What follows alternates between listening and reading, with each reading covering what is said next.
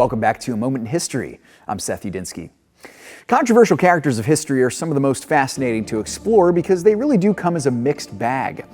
So the story of America has several of these, especially in the 20th century, and one of the most memorable was the golden boy of a 20th century American dynasty, a dashing young politician who served as a World War II hero and then became one of the most popular presidents in American history before his life ended suddenly when he was assassinated just over halfway through his first term in office in November of 1963. He is the infamous 35th President of the United States, John F. Kennedy.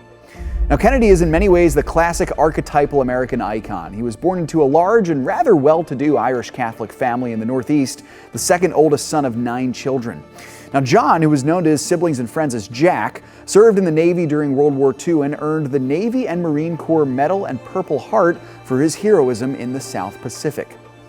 Now, Jack had graduated from Harvard in 1940, and following his discharge in 1945, he had a big year in 1953. That year, he entered the Senate and also married his wife Jackie, a marriage that appeared on the surface to be every bit the blissful celebrity union, but was fraught with rumors of infidelity, famously on Jack's part during the majority of their union. Still, Jack and Jackie were the cream of the crop in a dynamic political dynasty, and John's popularity grew where he was poised for a run for the White House in 1960 on the Democratic ticket. He beat out a very tough opponent in the incumbent Vice President Richard Nixon to become the youngest man ever elected president at the age of 43. Now, the Kennedy years were marked by a spirit of continued post-war optimism in the nation, but also with a growing threat of communism.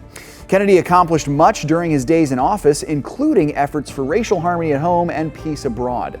He successfully navigated a terrifying Cuban Missile Crisis, which brought the Cold War uncomfortably close to turning hot as Russia prepared to potentially fire missiles at the United States from Cuba, only 90 miles away from Florida.